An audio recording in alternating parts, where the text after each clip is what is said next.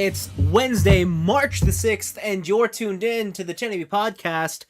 I'm Vince. I'm Anthony. And this is the Geek Chic Culture Show, where we talk about all the cool things in the whole wide world. And at this very moment, you, our dear audience, which is more than one apparently, I found out today.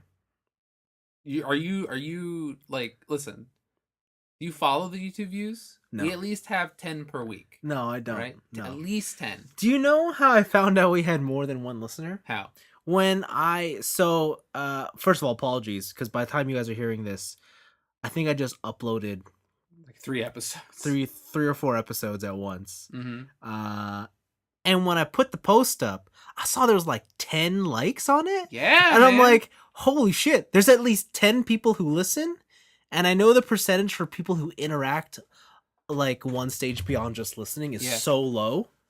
We got good engagement rate. So if we want to get strictly business, Yeah. our engagement pass through is above average. Okay, well that's good. That's a good milestone to hit. So like I guess this podcast is real. It's always been real. In my head it's been this dream. It's always been real. Yeah. Listen. Yeah. As soon as we start getting those Crunchyroll ads, Oh, this again. we'll made it. This We'll have made again. it. That or Squarespace. Let me tell you about making a website Fuck, with Wix. Squarespace. Squarespace, yeah. So yeah, thanks for sticking around, everybody. Wow, way to pander. No, it's a combination of me just forgetting, being busy, and being lazy. That's more or less what it was. I want to say the latter is probably the largest factor. You're right. You're absolutely right. I could say it's because I started a new job and it's changed my schedule. But the truth is, I was probably just lazy. Yeah. Yeah. It got to the point where I was even like, dude, just give me the episodes. Yeah. I'll do it. Yeah. And you're like, no one edits like me. No one. No one creates progress bars like I create progress bars. I will render the shit out of this video. Die. Right. That's right. But speaking of our audience, because they know we were back, they just flooded us with questions. Hell yeah. I'm so excited. We got nothing else planned for this episode, so let's get to it. John Saab. We got a question on the John. Yes. Thoughts on the John number 4. After hearing the email reminding me about the segment of drinking and driving, I propose you guys do a review of the Fast and Furious franchise leading up to the release of Hobbs and Shaw. Yes. I know Anthony is a big fan of these, and listening to him gush about these silly movies would be great. I love those movies, especially the earlier ones. As do I. I'm down. As do I. I'm down for this idea. I think they're quite silly. Listen, I would love. The first one is serious. The first one is serious street racing, all right? Live my life a quarter mile at a time. Yeah, that's a documentary. That's a biopic. He was in the face! Now I'm in your face. That's a biopic, that movie. I like the tuna here. Nobody likes the tuna here. Yeah, sure. We'll try it out. It would be fun. I haven't seen a lot of the earlier ones in a long time. Yo, I haven't seen the first Fast and the Furious since like 2 weeks ago. Wow. How long ago have you seen Too Fast, Too Furious? Like 6 months ago, and it was too soon. Fuck, that movie sucks. It was too soon? That movie sucks. No, you didn't like it? Not good. No, you didn't like Roman, bro? No, I don't. Okay. No. All right. I don't like what's the girl that played Kasumi in Dead or Alive movie? Oh, Devin Aoki. Yeah, Devin Aoki in there with her fucking anime car. You don't want to work on her front end? No. No, you don't want to bring it to the shop for a tune-up? No. No? I don't. Oh man. I don't. Oh jeez. I forget the whole plot behind Too Fast, but whatever. I just remember that they drive a car into a boat. Steven Seagal wasn't the villain, right? No. Okay, why am I picturing Steven Seagal? Was he? No. It wasn't Steven Seagal. It couldn't have been. No. Definitely not. Okay. I do remember loving Fast and Furious, which is number 4. Yeah.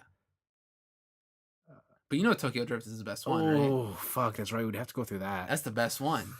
Ding, ding, ding, ding, ding, ding. I wonder if you know how they live in Tokyo. Okay, I guess that's a summer. I guess that's a summer project. Then you know you have to go. We'll get to that. Right in Tokyo. Drift. Fast and Furious. Stupid. All right, thanks, John. We'll get on that one. when does Hobbs and Shaw come out?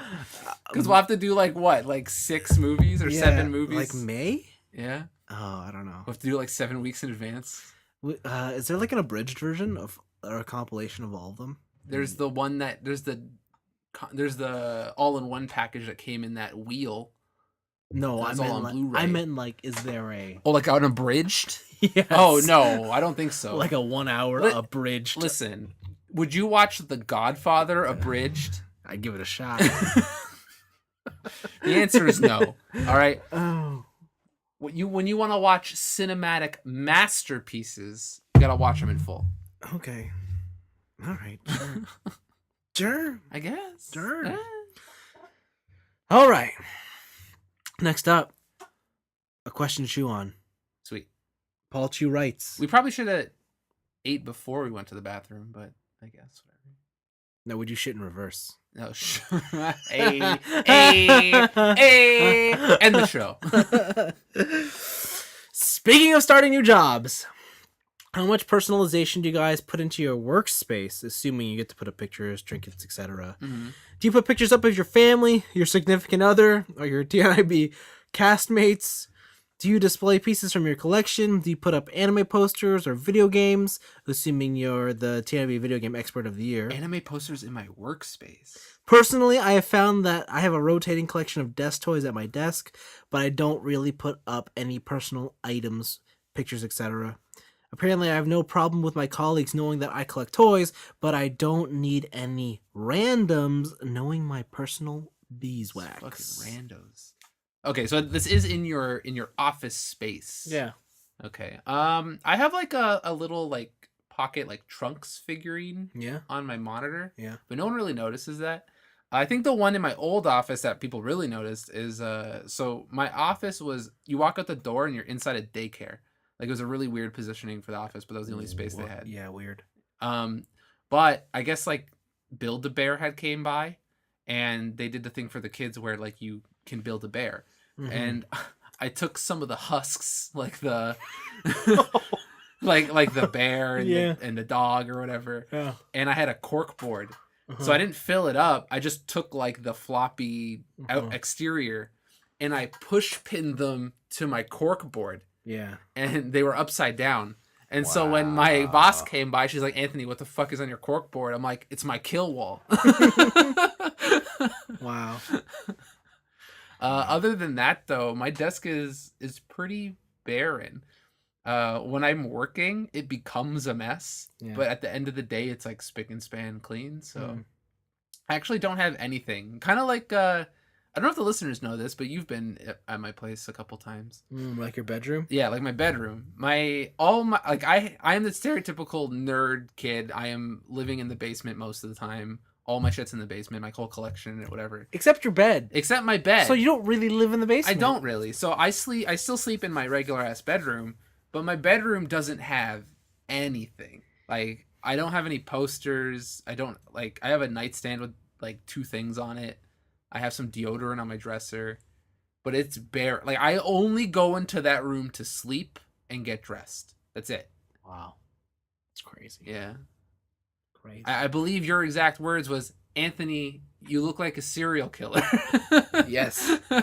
Yes. I'm just saying, if I were a girl and you brought me to your room and be like, why isn't there anything else here?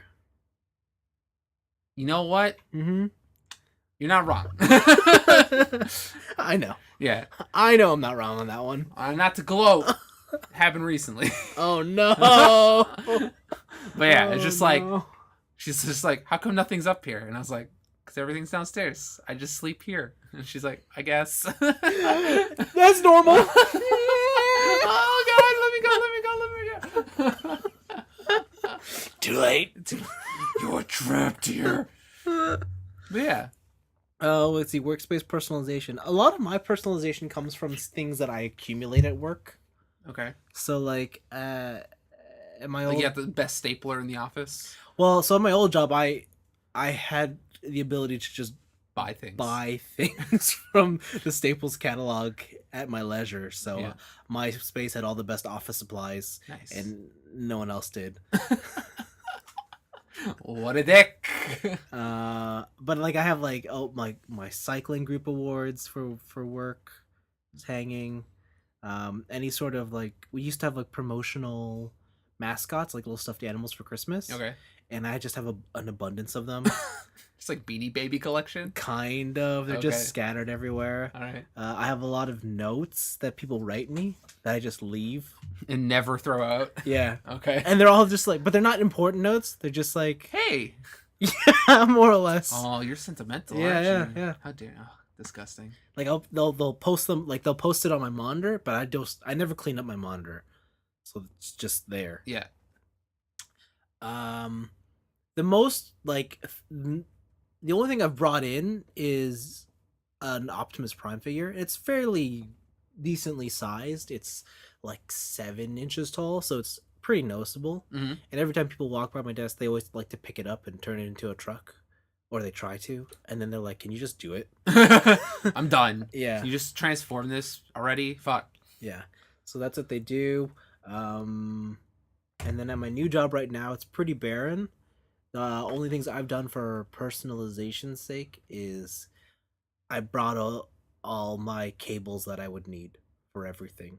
So I have a cable to charge my wireless headphones. I have a cable to charge my iPhone.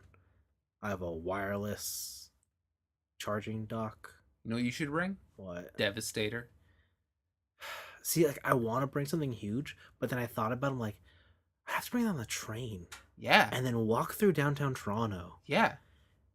Who cares? They're all randos. It No, doesn't but matter. I'm almost like, that's just too much of a hassle. No, it's not. Just transform it into the trucks and then keep it in a bag. Oh God, no, that's too much work. So I'm just thinking I'll go down into the mall at the Eden Center and buy something. Wow. You absolute savage. Yeah. Yeah. There's a lot of stuff here that you can probably put on your desk.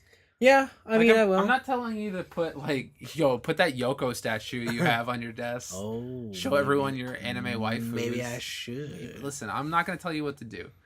But there's also some, like, I don't know, acceptable robots here that you can put up. And then people can be like, oh, I know Optimus Prime. And you'd be like, yeah, you fucking casual, but this isn't Optimus Prime. This is the Japanese version, and he is a pilot. It's whatever his name is, like Super something or other.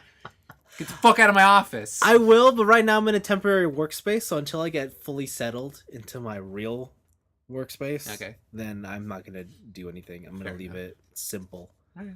Okay. But yeah. But no, I don't ever envision myself putting up pictures of people in my office or posters of things. Yeah. I think you'd have to, like, love somebody to do that. Wow. Just don't. Wow. I do keep a spare set of sneakers at my desk. You love your sneakers. Good for you. Because I put them on when I gotta walk. Oh, I'm that savage who walks around with no shoes on. Oh my god. The carpets are clean. They get vacuumed nightly. What? That's disgusting. So I wear my sneakers to work, and then when my feet get clammy or whatever, and then I take them off and I walk around the office with my shoes off. Disgusting. I mean, like, I walk to work in sneakers, and then I have a pair of, like, work shoes I put on. Oh, I mean, like, you know those, like, black fucked up Adidas shoes I wear? Yeah. Yeah, I wear those to work. Oh. And then when I'm tired, I don't want to wear those inside, I just take them off. Jeez. Walk over to the microwave. Disgusting. Absolutely disgusting. Oh, you know what? I have a mug. I have a mug that is mine. Does it say your name on it? No, it says "World's Best Boss." Reaching for the stars there, Vince. Reaching It's an for office the stars. mug. Reaching for the It's stars. a Dunder Mifflin mug. Reaching for the stars. Paul Chu was gracious enough to write in a second question. He did. I was gonna say. I was like, I didn't see that question. I only saw this upcoming question. And speaking around to never posting new episodes. Yeah. Let's talk about never getting around to an award, or our never got around to an award. I know the nominees for this award are always fun, frivolous things, Yes. but when your to-do list starts to grow and grow, do you start to get anxious or does it not bother you? I'm now so far behind on Netflix series to watch that I start to feel bad when something new gets my attention and I watch it instead of knocking out some of the old ones I've missed, like watching Umbrella Academy instead of watching season 2 of Luke Cage. My DVR is full of shows that I need to watch. I even have episodes from a previous season that I haven't watched. It definitely makes me anxious, but there are so many things that it's going to be a huge undertaking to try and catch up. How about you guys? You go first this time. So for me, I run into this problem a lot, and what happens is that I start to feel like, oh, I should really go back and to do that. But then I've gone into the mentality of if I don't want to watch it, I probably don't care anymore. Mm-hmm. And so I move on. Or I just haven't been around back to it long enough that it doesn't bother me. I try not to worry about things like that because it's just you end up spending so much time worrying about the things that you're missing. Mm-hmm. Get that FOMO. Yeah, and then you just don't do anything. Yeah. You ever been in what's it called when we just have too many options and we're Choice just paralysis? Yeah. Yeah. And that's what happens. Like there used to be a time when I had so many things in my backlog that I would think about what should I do, but I'd waste like an hour thinking about what I should have done Mm-hmm. instead of just doing something I wanted to do. So Fair enough. I don't really worry about it. There's tons of things I've missed out on, especially video games. Like You should never miss out on video games. like there's a lot that I've missed out on, and I'm like, You should it's finish okay. Nier Automata. And you're gonna bring that up. Someone else brought it up to me today. Yeah. And he's like, how the fuck have you not finished that? And how have you not been spoiled? And then I just said, oh, because I just don't listen when people talk to me. I can spoil it for you. You can, then I'll never play it. Damn. That's a catch-22 right there, baby. Yeah, it is. That's a catch-22 right That's there. exactly what it is. So yeah, I don't let it get to me. Whatever happens, happens. If I miss out, I miss out. And if I really want to go check something out, I'm sure I will, if it means that much to me. Yeah. This has only happened to me recently because of the advent of having a full-time job, right? Like relatively recently, where I've always had enough time to basically do everything, right? But now that I have a full-time job, I don't have that time. And I have become okay, especially with television, of just stopping in the middle of something if I don't like it. That's good. Right? Like if I am watching a television show and I just like the first 3 seasons, I just don't like it. Yeah. Fuck it. I'm done. Like I'm not gonna finish it. I don't feel obligated to finish it anymore. That's good. I'm just it's over. I've definitely never felt anxious. Like Mhm. my backlog is huge. Mm-hmm. But the way I see it is that this is just more quality shit to watch, play, do, Yeah. right? Rather than it's a chore. Your hobbies are supposed to be for fun, not something you feel like you have to do or it's a burden on you. Exactly. So like right now I have a ton of video games that I have in my backlog, and like I've put a self-proposed rule on on it, which is you cannot buy a full price game unless you beat 2 of the games you already own, right? So I've been following that, but also it's not that I'm missing out on this stuff. It's just like I have a lot of cool stuff to play, and I'm not in a position where I need to be on the bleeding edge, really, right? But don't you hold this banner of video game expert for a reason? Yeah, it's just I don't know. Lately, I've just I feel like it matters less and less. You're right. Only the first year mattered. Yeah, shut up. I feel like being on the cutting edge. Let's just strictly talk about video games is starting to matter less and less. Uh-oh. Mainly because I don't really have anyone other than you to talk about it with. Like I could be on the bleeding edge. Like I beat Nier when it came out. Yeah. But I had no one to talk to about Nier. Yeah. Like the main reason I loved playing video games as a kid is because I had other people around me who were doing the same thing, and we had like discussions and shit. But other than the podcast, I don't have that anymore, which is kind of sad. But You'd be amazed at how many people play video games who just don't want to say it. I'm sure that's a thing too. Yeah. Right. Like when I'm very open about my hobby, people get very surprised, right? And sometimes it brings people out, and they're like, "Oh, I play games too," and it's like, "Oh, sweet, like awesome," right? talk about it. It's fun. Yeah. There's still that like social stigma around games and anime. That's like, oh, this is my secret dark hobby or whatever, right? Yeah. So speaking of which, last week was my first week at my new job, and we had like a welcome lunch with the team. Mhm. And the first question they shot at me was, "What's your secret hobby?" Secret hobby. Yeah, like what's the thing that you never lead with? Like, come on, what's your guilty pleasure? Tell us. I'm like, oh fuck, I collect stuff. I collect stuff. They're like, no. What do you do? What do you collect? Huh? What is it? Huh? Is it nickels? Is it Nick? They went like straight normie, eh? They're like, what do you like, dimes? Yeah. I'm like, no, I collect toys. How, what kind of toys? Anime toys. And I'm like, oh, Transformers and stuff. And they're like, and stuff? What's the and stuff? And I'm like, oh, action figures and stuff. Just go whole hog, man. Just do it. Rip off the Band-Aid. Yeah, and then they're like, okay, so like you just like Transformers and like G.I. Joes? I'm like, no. G.I. Joes are lame. That's what I said. I'm like, G.I. Joes are fucking stupid. I'm like, do not lump me in with those. So I said, no, I do Transformers and I watch a lot of anime, so a lot of weeb shit. Like I didn't say weeb shit, but like yeah, like figures and toys based around Transformers and anime. And like, all right. The guy next to me's like, I see you. I got my G1 Transformer collection too. I'm like, oh shit. The veil has come off. Yeah, and then it's at that point, because they all went around, there's like 10 of us, and they all had to reveal theirs. And man, people are so fucking boring. Yeah, I know, right? Like my boss, and bless her soul. I told you the story about her, right? Yeah, she's basic as fuck. Yeah, that's how she introduced herself to me. Yeah. So she's like, hope she doesn't listen to this. No.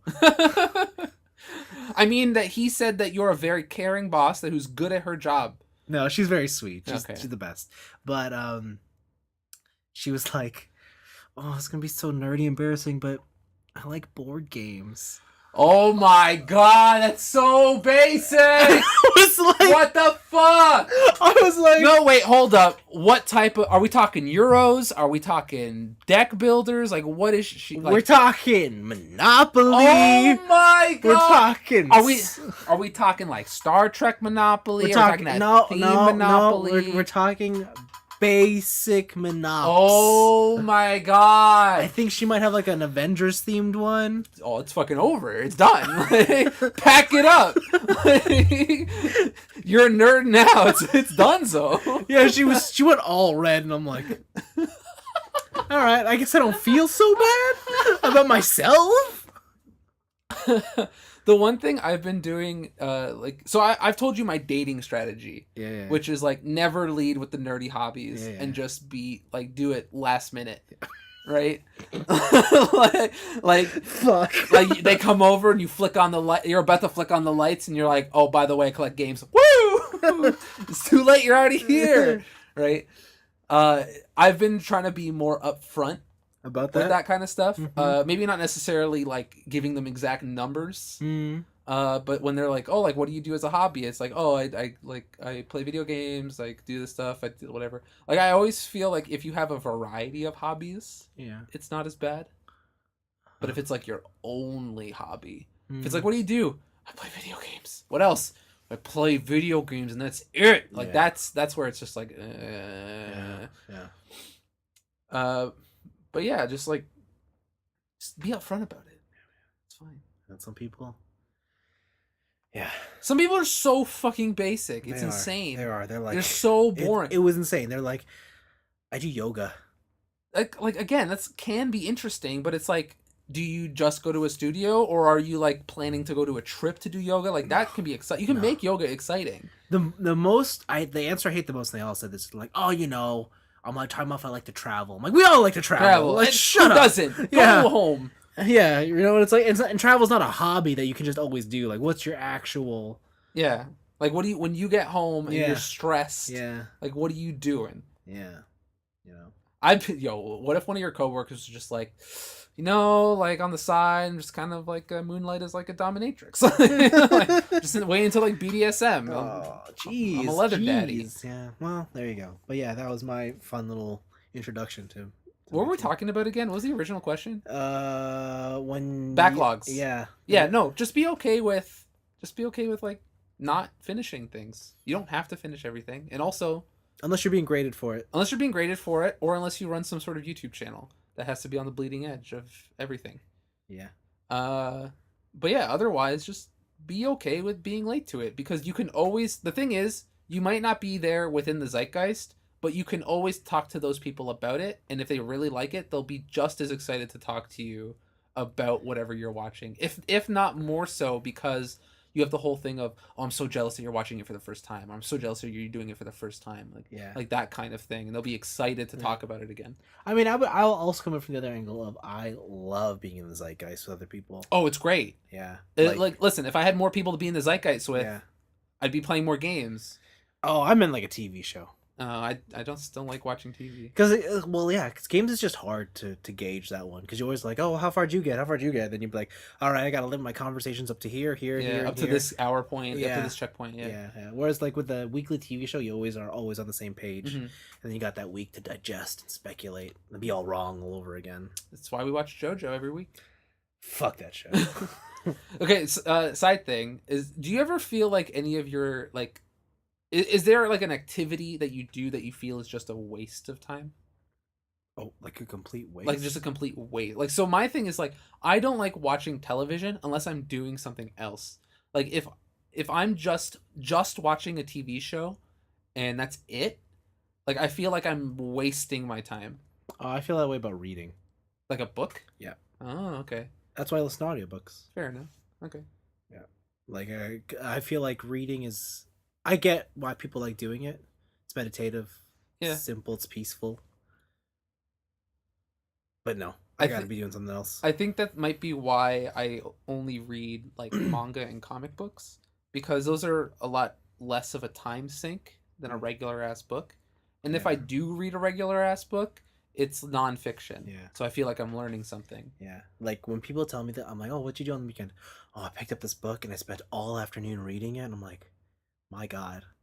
Sometimes, like, I'm sort of jealous that you can do that. Yeah. And feel great about it. Like I'm always baffled by that. Yeah. Like, was it when I forgot her name. Wow. TJ, have you become that guy? TJ, who's your brother getting married to? Rachel. Oh. when she's always like, I just picked up this amazing book and I just mowed through it. I'm just like, how the fuck did you do that? How do you have so much patience to do that? Yeah. Yeah. Yeah, it's kind of nuts. I don't know. But there you go. Don't worry about your backlog. Just stick with whatever you're interested in. Just enjoy it. Yeah. You know what? Watch it with a loved one. Yeah. But speaking of shows that are in the past and upcoming, Game of Thrones coming back, final season. Trailer's out. Looks amazing. I saw dragons. I saw some lady looking sad at the beginning. Oh, yeah. And, like, I don't know. It looks like high fantasy. I've never seen an episode of this show. Ever. I have never seen an episode of Game of Thrones. So I have no clue what's happening. It's quality television. I believe you. Listen, it's not that popular without being quality television. Yeah. I saw a meme recently where like there was an episode apparently where a kid caught some people having sex and then some guy pushed the kid out the window and killed him or some shit. Yeah. Like, yeah, that shit looks like some savage ass television. That's episode 1. That's episode 1? Yeah, it's episode 1. Of the first episode? Of the first season? Yep. That's episode 1. That might even be the opening. Yeah, like this is some savage ass shit. Like it looks like some savage ass shit. Yeah. But I just, again, like just watching television, I can't do it. It's good stuff. I'm excited. I can't wait. And April 16th can't get here soon enough. Sure. I'll believe you. All right. I'll believe you. Cool. Anything else you got? No. That's it? I think Shazam had a second trailer. It did. Looks like Shazam. Dude, let me tell you. It looks like Shazam. Yeah. There you go. I have a couple. So one is that there was a Sekiro Shadows Die Twice gameplay trailer that came out on GameSpot. It was like a 10-minute gameplay trailer. Yeah. I just want to say this game looks sick. Bloodborne was more action focused Dark Souls. Yep. But it still kept a lot of the Dark Souls elements in it. Mm-hmm. This seems like it's just all offense all the time Dark Souls. And to alleviate you just being on the bleeding edge of taking risks all the time, they let you resurrect. Yeah, I want to know how that works. I also do too, because like it seems like you have like a little, I guess, circle or like a counter where like when you resurrect it gets X'd out. Yeah, like you have to build that up. You have to Is build like... it up, or Yeah. are there bonfires? Like what's going on there? Mm. But it does look really cool. All the animations are so fluid. It's looking like a good new Souls game, but just way more action focused, which is what I'm excited about. Yeah.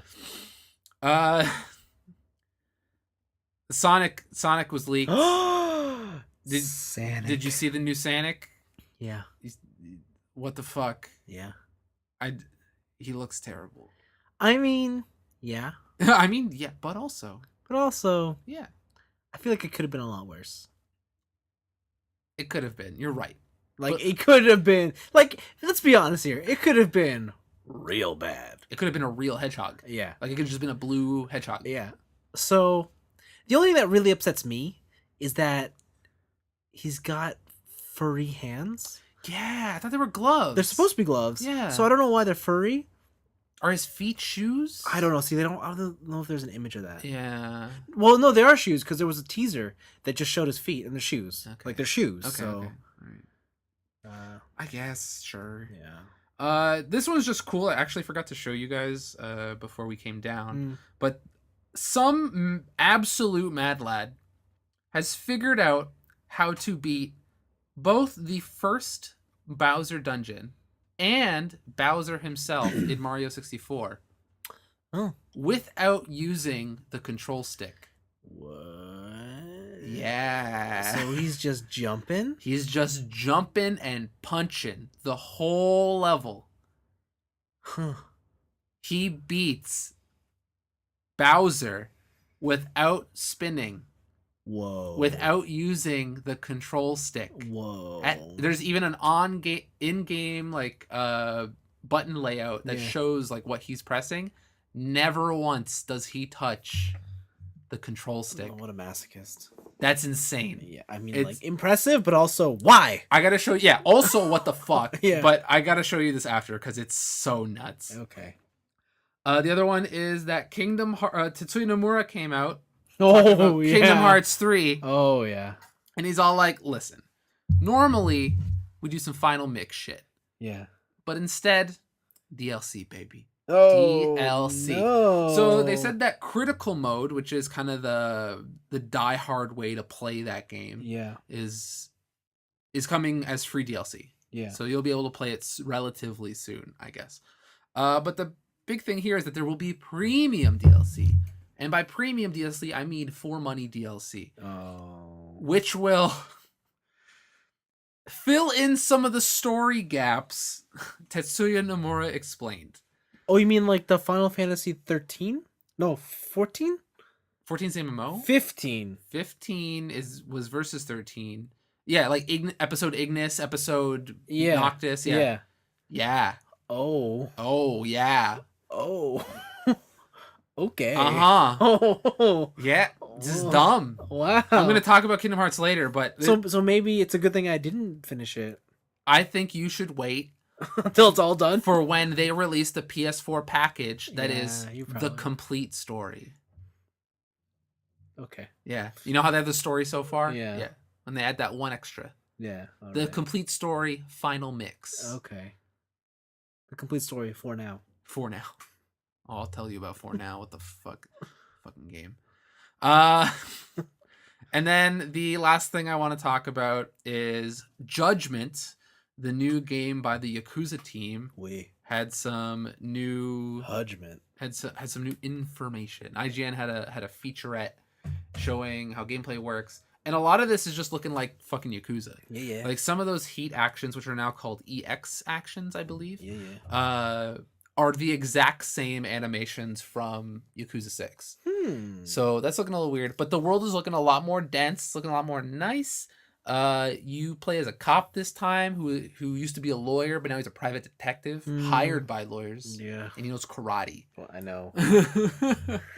When, between him being a lawyer, then being depressed about the law, and then becoming a cop, did he have time to learn karate? I'm sure probably going to be a thing where his dad pushed him from a young age. Oh, like it's part of his backstory. Yeah, like it's part of his backstory. Okay. I'm sure it'll be something like that, where Okay. he's been doing it since he was a child. Well then, right? that's exciting. Yeah. His dad wanted him to be a martial arts master, but he wanted to defend justice. And then when justice failed him, he took his moves to the streets. Yes, I'm sure it's just like that. Just like that. Yeah, there is also I think in January, I didn't realize, but IGN released like a 3-hour gameplay video where they played through the Japanese demo. No, it was Kotaku did it. Wow. But the other news coming from this is that they have a release date for North America. So Judgment will be releasing June 21st this year, digitally. Ooh. But Ooh. they will be released on June 25th physically. What? Yeah, so there's like a weird gap between the Why? physical. I don't know. They didn't explain it. Oh, that's not as exciting. It's not as exciting. No. I want to see your reaction of the whole physical, like physical only, or digital only. Do you know what the most exciting thing about this game is? What? This game will come with a full English dub. That too. And that is the way to play. It is the first Yakuza game by that team that will be fully dubbed in English. And the first one had Mark Hamill and Mads Mikkelsen in it. Yeah. And it was still shit. But just based on what this game looks like, I think the dub is the way to go. They even say the dub does not match the sub, and that's exactly what you want for this game. No. You want to... No. Oh, yeah. No.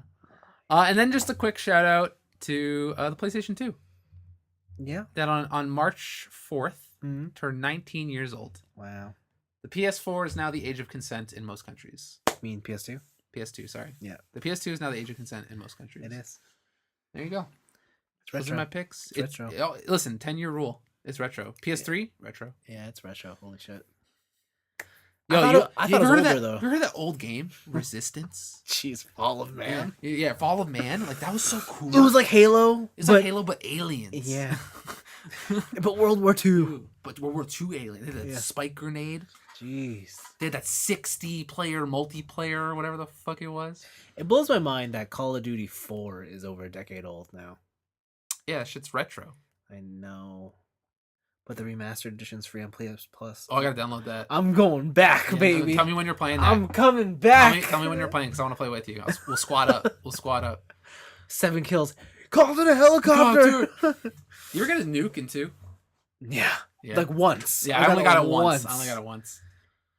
It feels good, but then it just ends, and you're like, well... Even if you're losing, you win. I know. But do you really win? Because, like, a nuke is just like, no, you just killed everyone. Like, you couldn't... Yeah, but it was your nuke, so you won. I guess so. If I can't win, no one wins. Yeah, those are my picks. Yeah, I want to say that there was a second trailer for Detective Pikachu out this week. The Mewtwo one? Yeah. I thought that we talked about that last week. Did we? Did we talk about the video that Ryan Reynolds put out for it? I don't think so. About him becoming Pikachu? No, we did not. And his method acting? No, I saw this, though. That was a great video. It's so good. My favorites were all his wife's responses. Yeah, we're not seeing this movie. Pika Pika. Pika Pika. Yeah, so check it out, guys. It's good. And then I guess into our weeks. Hey, guess what? What's up? I've been playing games. What a shock. Surprise, surprise. So I finished Kingdom Hearts 3. I know. I'm done. You loved it. That game is so fucking mediocre. It's insane. But the story's so good. The story's not. The story's not good. Are you sure? The story's actually terrible. Are you... not. I don't know. Yeah. So here are my... Okay, do you want me to start with the good things about Kingdom Hearts or the bad things about Kingdom Hearts? I don't know. Tell me anything about Kingdom Hearts. All right. I'll start with the good things about Kingdom Hearts. Good thing about Kingdom Hearts is that this game is just nostalgia on a disc. Yeah. It plays completely like a slightly upgraded PS2 game. Yeah. This game gameplay wise probably should have came out at the beginning of the PS3's life cycle, but it didn't. So when I play it now, it's not so much that I think the gameplay is bad or rough. Yeah. I just think it just plays like the PS2 game, which Yeah. is neither a net positive or a Yeah. negative, right? It just exists. I know how to play it. Yeah. It's like getting on a bike, right? Like Yeah. I just remember it, and they have some extra form changes and stuff, which is really fun. Yeah. Having all your keyblades be able to change forms and all this stuff Yeah. with crafting and cooking. Yeah. There's a lot of cool things to do in Kingdom Hearts. Right. Also, seeing all of those levels just completely rendered out, like seeing Twilight Town, just completely HD and looking dope. Awesome. Makes you happy. Makes me happy. The shit that's fucking lame. Tell me. Is everything between the first world and the second world or the last world minus gummy ships. Because gummy ships is another thing that they've drastically improved. I was also one of those fucking weirdos who really liked the gummy ship levels. Yeah. Like I think I played the gummy ships more than I played the actual game of Kingdom Hearts. Yeah.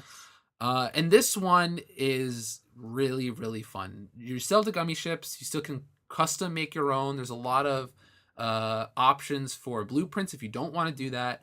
But just the way it's set out, how each subspace has its own area with different enemies and challenges and secrets. Like, it's so good and it's really fleshed out. And there's a lot of reason to go back to past areas because it's like, oh, there's this giant dust ball, but my ship isn't fast enough to penetrate the wind, so I need to get a faster ship, right? And then you can go in and face like a bonus boss or a super boss or whatever. It's a fantastic, fantastic mode. Everything in between that, going from Disney Planet to Disney Planet to Disney Planet, other than the initial 5 minutes of this looks cool and seeing the way that Donald, you, and Goofy change visually, fucking sucks because the story doesn't matter in between. Like, straight up, just doesn't matter. All the important shit you need to know is is in the first level and in the last level. Everything else is like inconsequential, other than the fact that they like save some people from birth by sleep. Right? It doesn't matter. It's in the Frozen level, they're just playing the movie. Like there's so many cutscenes, and at a certain point, they just play whole songs, like whole Let It Go songs, whole Can You Build a Snowman songs. Yeah, let it go. The thing too with the fact that Kingdom Hearts 3 came out Kingdom Hearts 2 came out so long ago, is that they needed a vehicle to retell most of the story to the player. And that vehicle is not Sora having amnesia, but just Sora being an idiot. Like, he's exponentially dumber in this game than he has been in any other game. And it just makes him seem like an idiot. And I don't want to control this character who's just a complete idiot.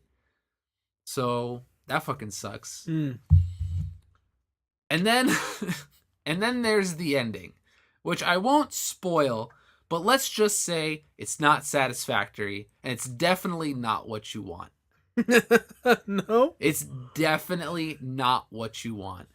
You know how there's like a big build-up in Kingdom Hearts 2 to facing Xemnas? Like, he has control of the nobodies. You go through this whole just upside-down dungeon thing that's looking real dope.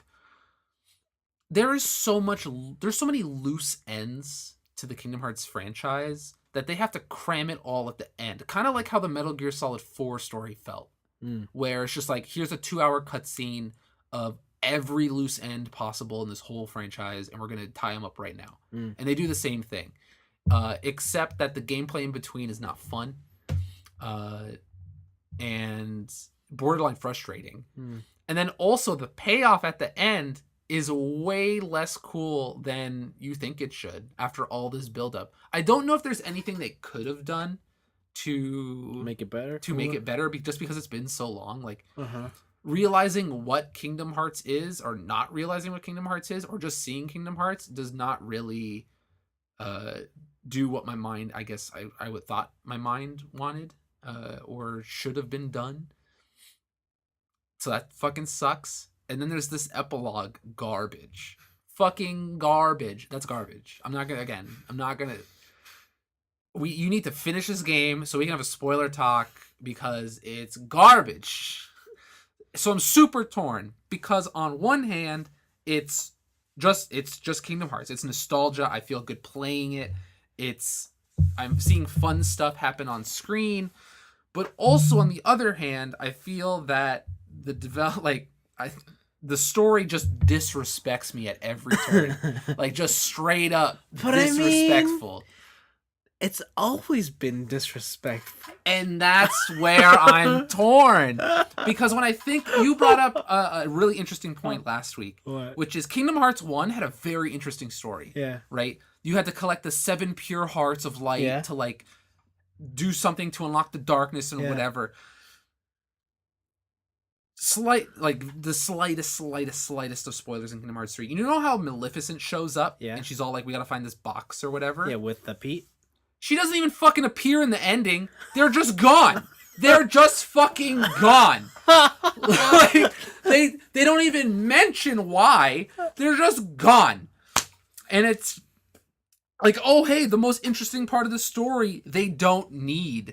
And it's like, what is Maleficent doing if this is supposed to be the wrap-up of the franchise? What the fuck? Right? And even 2, I could see, like, I was still with it. I was like, okay, they have an organization of darkness, which is cool. It's going to be 7 on 13. It's going to be a war. It's going to be some cool shit happening. Like, I'm still down, right? Especially when they're just at one fraction of your heart, right? Yeah. There's the heartless and there's the nobody. That's it. That's all you got. Yeah. It's those fucking mobile games in between where apparently Aqua used to be a castle. Yeah. And then there's not only Heartlesses, but there's the Unversed. And then there's some fucking plush toy thing that's all multicolored and whatever. There was just so much garbage that they felt they had to hold on to in between Kingdom Hearts 2 and Kingdom Hearts 3 that it just brings down the rest of the game. Like, this game, if I had to give it like a rating, this game is average as fuck. Okay. Right? It is all style, no substance. And there are some ass pull caveat shit they do at the end of this game to make everything wrap up nicely. Even me, as a JoJo fan, is like, that's a step too far.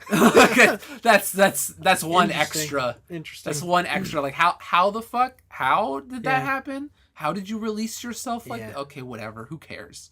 Right? And also, like, just the absence of Final Fantasy characters. Yeah. I didn't think it'd be such a big deal. It's a big deal. It is. It's kind of a big deal. Like, a lot of the fun shit happens with those Final Fantasy characters, like the Sephiroth and Cloud fights, seeing Auron in the underworld, the YRP, Yuna, right? The fairy versions of Yuna, Pain, and Riku. Yeah.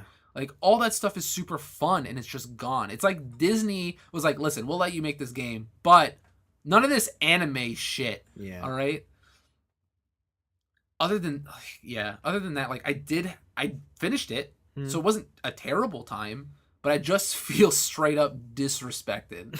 Like, see, I don't know if I'll feel that because I've in my head, it's already been too long that the hype around, like, I know it could never possibly. And even with that knowledge, I'm still like, what the fuck? Right? Like, I tried to go into it like that. Like, listen, what are they going to do? It's been, 19 years or some bullshit? Yeah. Like, what are they going to do? Oh, it's never going to measure up to what I'm thinking it's going to be. But even with that in mind, it still managed to make me feel just, like, straight up disrespected. All right. That's good to hear. Yeah, this game, I feel that you should only play it if you've played the other 2 Kingdom Hearts games. Like, if you've played 1 and 2, just finish it. Yeah. Just do it. Like, it's gonna throw you for a ride. It's gonna bring back nostalgia of when you were a kid or when you were in high school and you're playing through Kingdom Hearts. It's gonna do all of that, and you're gonna feel good while playing it. But you're gonna put it down after it's done. You're gonna be like, ew, like, I feel dirty. What did I do? So, but at least it's you see unending. Good. Yeah. Good. let's say maybe there's going to be a final mix of some sort.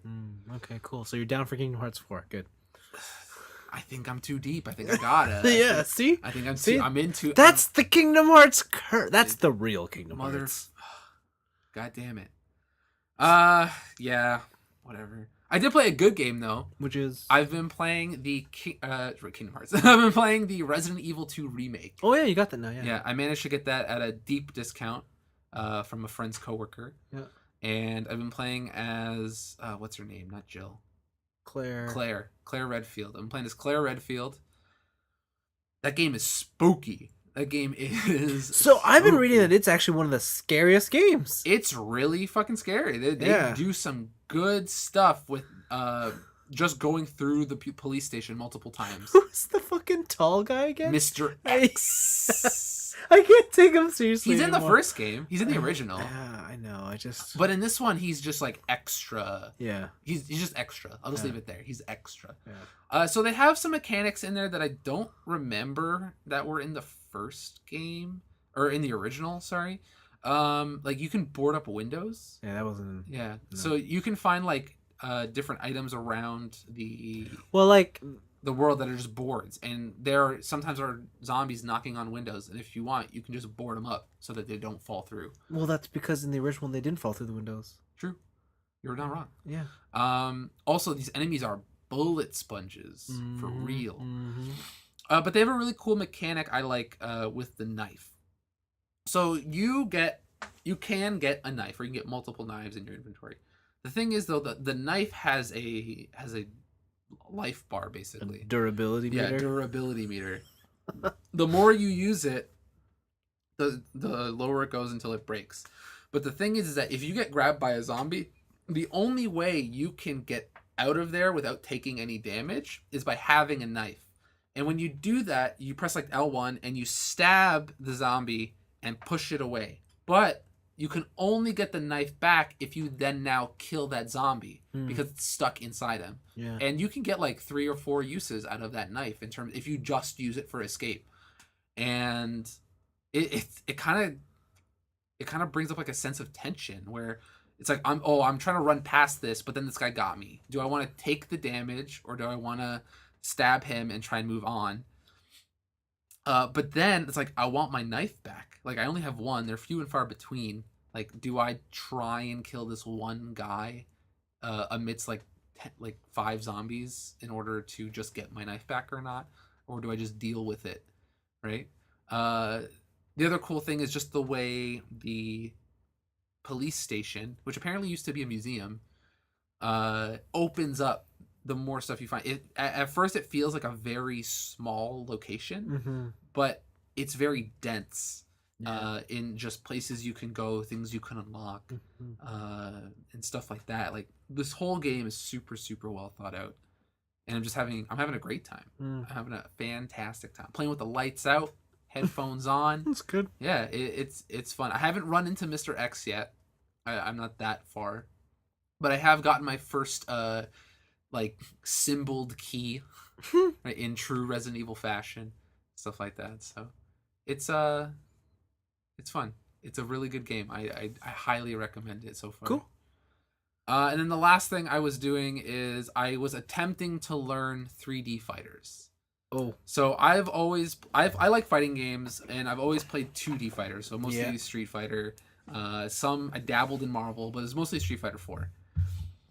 And I wanted to, with the upcoming release of Dead or Alive 6, I wanted to like kind of get my feet wet with 3D fighters because other than playing Dead or Alive 2, and Soul Calibur 2, I have no experience with 3D fighters.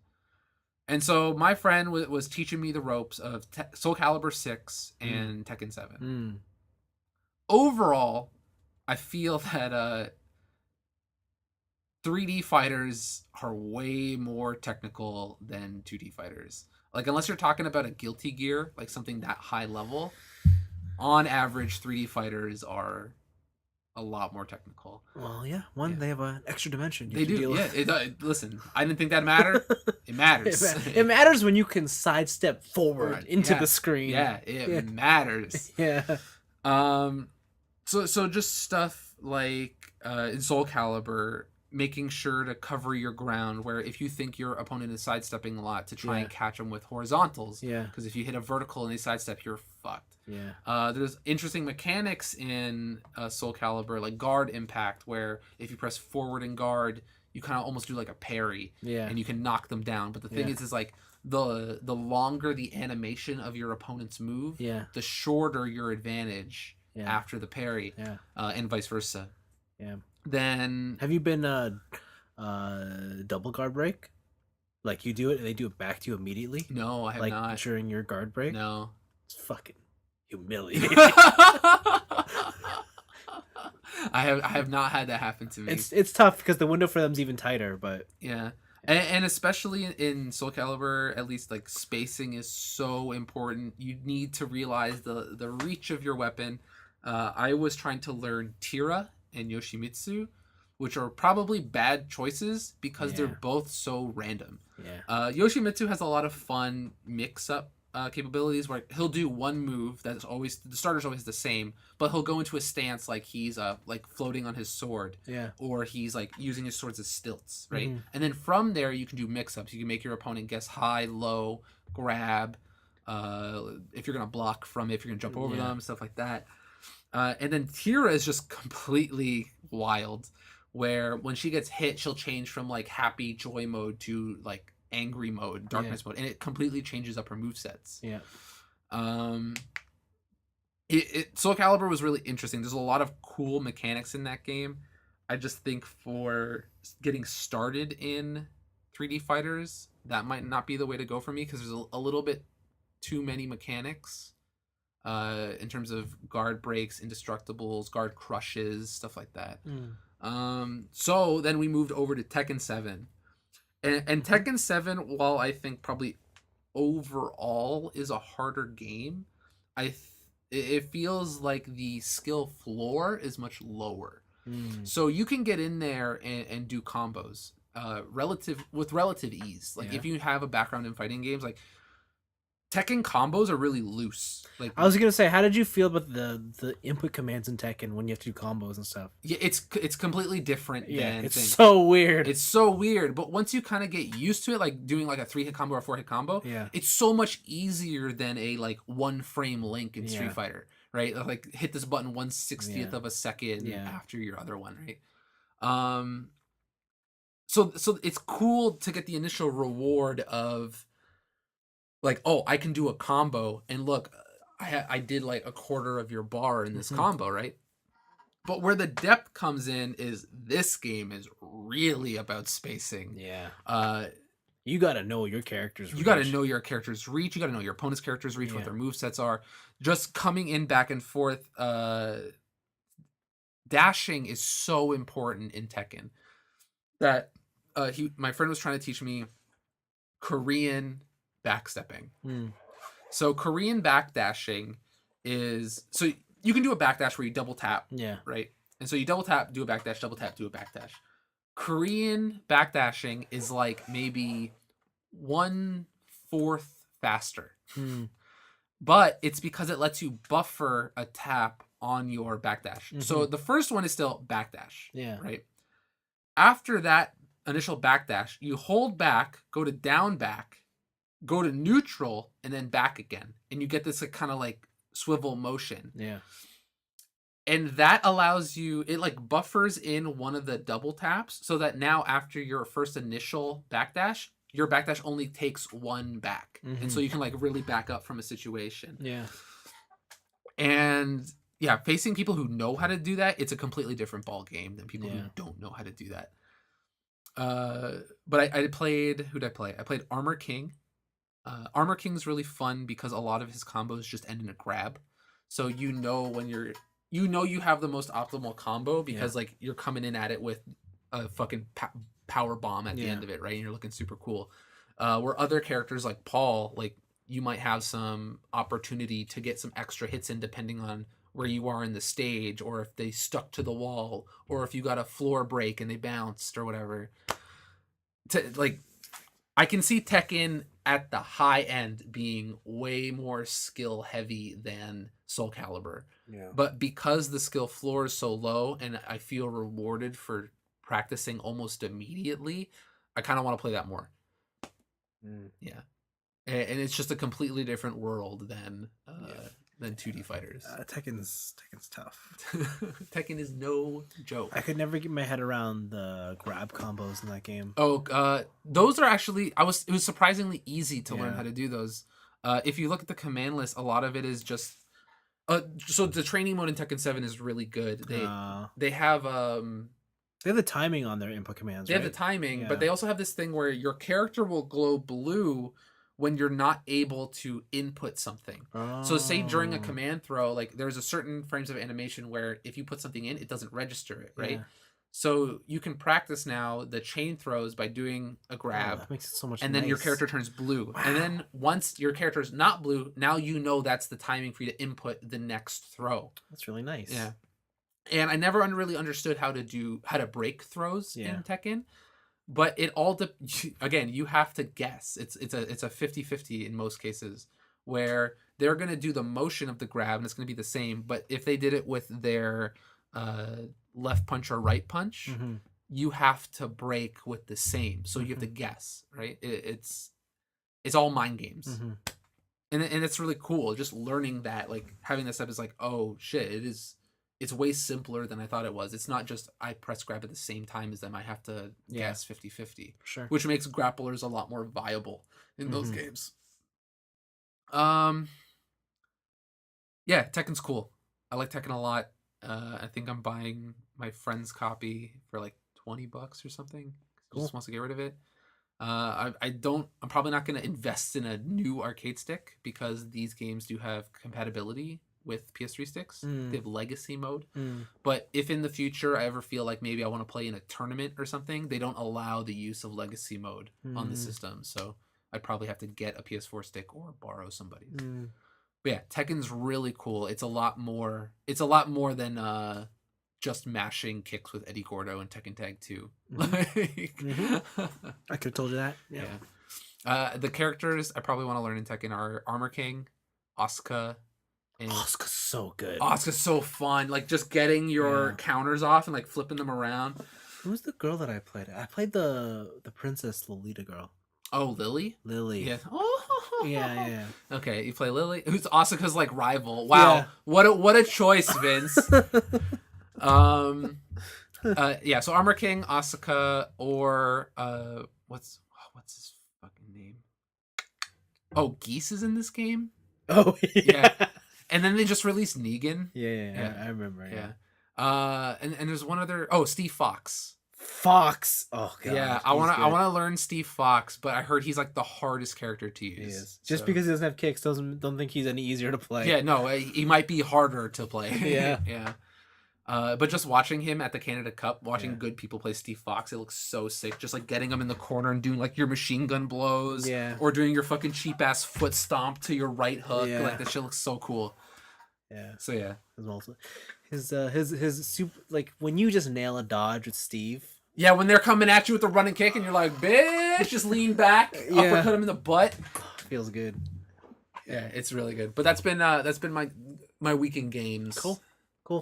This week, let's see. I went to the International Bike Show because on the hunt for a new bike. You buy a bike? Not at the bike show.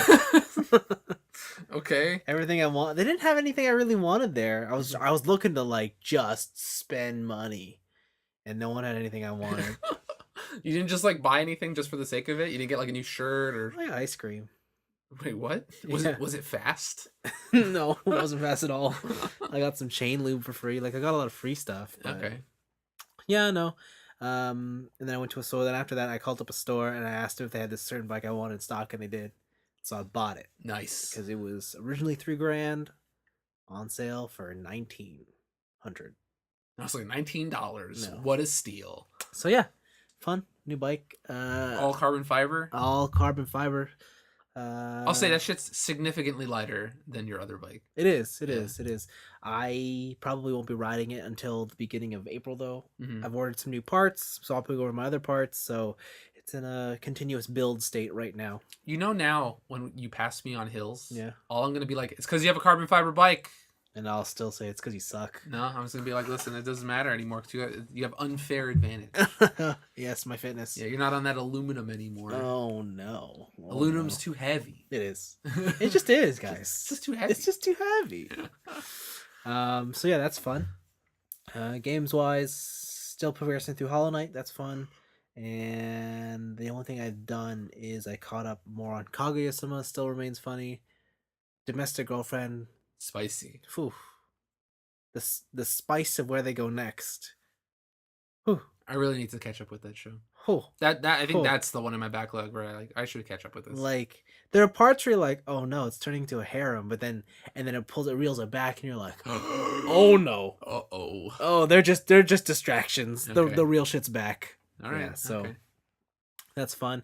And then I started watching the Rising of the Shield Hero. Okay, so tell me about the show because I'm trying to imagine how an isekai works where the guy only has defense. Yeah, that's exactly it. So number one thing about the show is the big twist about this isekai is he knows it's an isekai. Like he is fully aware. Does that make it better or worse? Yes, because of the first episode's an hour. Oh wow, okay. Yeah, or like 50 minutes, but they have a caveat as to why it makes it so.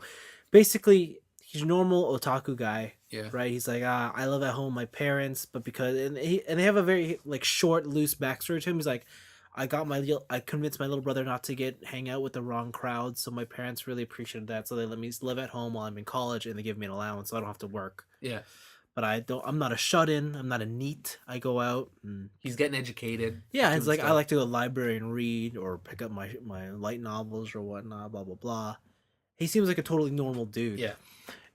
Second year college, and so he picks up a book at the library, and it's called something like well, I forget the title of the book, but the idea is the prophecy is the world is going to end because there's a huge catastrophe that's coming, and it calls upon waves of demons that are going to take over the world. Okay. But they are saved by the legend of the 4 heroes. Mm-hmm. The 4 heroes are 4 legendary heroes, and they each have one legendary weapon. So one is a bow and arrow, one's a sword, one's a spear, and one's a shield. Mm-hmm. And so he laughs. He's like, shield, that's not a fucking weapon. That's fucking garbage. Yeah, whatever. And then boom.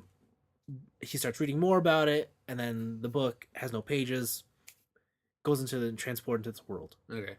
He's transported there. Turns out he's one of the chosen heroes. 3 other heroes arrive, mm-hmm. and they're all also from Japan, like mm-hmm. he is. The difference is the other 3 heroes are also mega aware of what just happened, and they're like, yo, isekai, this is exactly like that game I play. Exactly like that game I play. The interesting thing is, the twist they have is that all 4 heroes, even they're all from Japan, they're not from the same Japan. Oh, like alternate dimension. So there's Japan? Alternate dimension Japans, okay. And so they all are sort of different. But the thing that ties them together is that the offensive heroes, the spear, sword, and shield, are all kind of like, bow. Yeah, bow and arrow. They're all very well versed and educated. They're cultured individuals, like, okay. And they come from rich background. Like they're all rich, mm-hmm. and they all completely understand. They're super arrogant. They're very, or maybe not arrogant, but they're very confident in their ability, and they all seem to have some extra knowledge about this world because of how it's related to the games that they play. Yeah. Whereas our character we follow kind of has no idea. Just normal dude. He's just a normal dude, and he's been stuck with a shield, and people laugh at him. Whatever. Doesn't matter. They're summoned by the king, and they're like, okay, this is your quest. You're going to go out. You're going to level up your weapons till level 99, blah, blah, blah. And then you're going to go and defeat the Calamity. Pretty standard MMO stuff. And then it goes as far as to introducing like the UI system, and like it's 100% a video game because like in the corner of their eyes, they can see like a little icon which brings up their menu. They can go through stats, blah, blah, blah. So they're like, okay, we're going to set off. Let's all go hang out together. And the king's like, wait, you all can't hang out together. And he says, and they're all like, why? Because legend says that if the heroes are together in the same party, their weapons actually don't work. What? So you 4 need to go in separate directions, build your own parties, level up your weapons, and then come back to face the Calamity once you have become legends. So that's the mostly the setup. Huh. Our hero's like, whatever, cool, blah blah blah, and he's like, I'm up for it. I'm ready to learn. I'm not gonna say what happens next, but there's let's just say there's a twist, and there's an unfortunate turn of events for the hero we follow, and it basically turns his entire, like, because he's a blank slate, you don't really associate any of them. But this event is very unfortunate for him, and it gives him the drive and the willingness to succeed, but at the same time he's now outcast. He gets raped by an orc. Sorry? He gets raped by an orc. I can't tell you what happens, man. But yeah, so he's on his own and he becomes fully determined. But yeah, the problem is he's got a shield and he can't level, like, all he can do is punch shit, right? Yeah. And he's got this shield, so he's all about defense. So it happens really fast, but basically he has to find a party, and basically the caveat for him getting stronger is experience share. Nice. So that's how that works. The way I explain it sounds pretty, like, kind of boring, whatever, but I was so surprised at halfway through the episode of the character twist. It really makes it way more interesting. And it's where it's not just here's Kirito being OP as fuck. At all yeah, times so forever. the thing is, he is the exact opposite. He has zero ability, zero knowledge of the world, but he's also foretold as being one of the greatest heroes, right?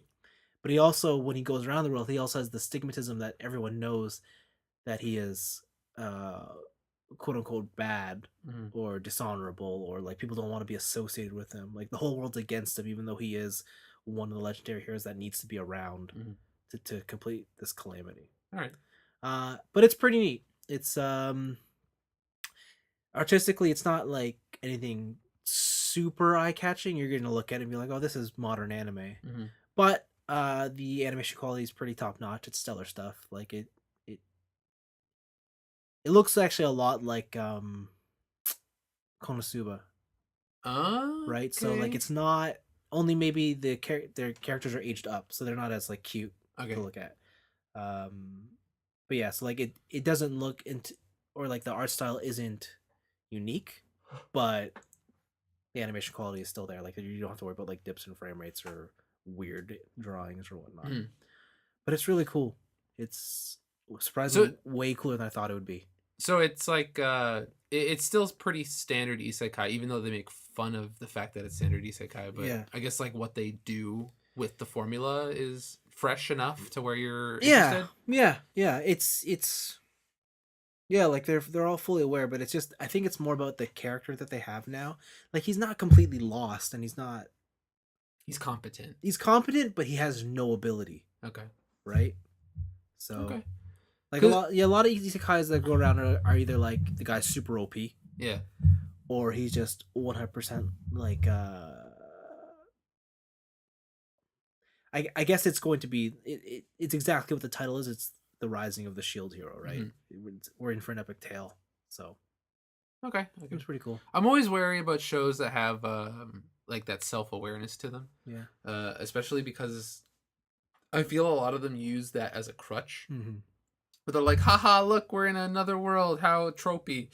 But then they start using the exact same tropes that they're making fun of, which is like, it's like, cool, okay, you tried to like catch me off guard with being aware of what you're doing, but you're still doing it, and it doesn't make it interesting. So this one sounds a little bit more I say original.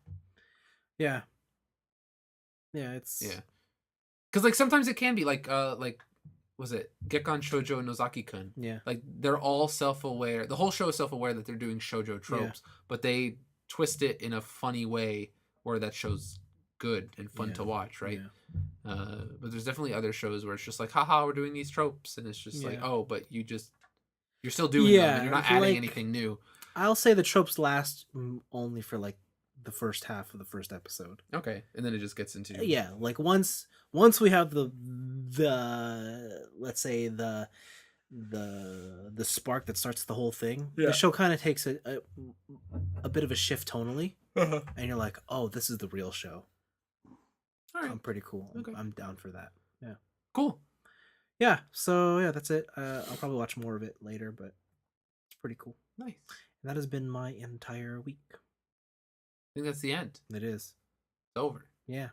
Thanks for listening, everybody. Yeah, thanks for writing in. Thanks for liking the post and realizing that we have more than 2 people that listen to the show. Hell yeah. It's been fun. See you later. It's so weird. Yeah, Yeah. it's weird. But yeah, bye. All right, bye.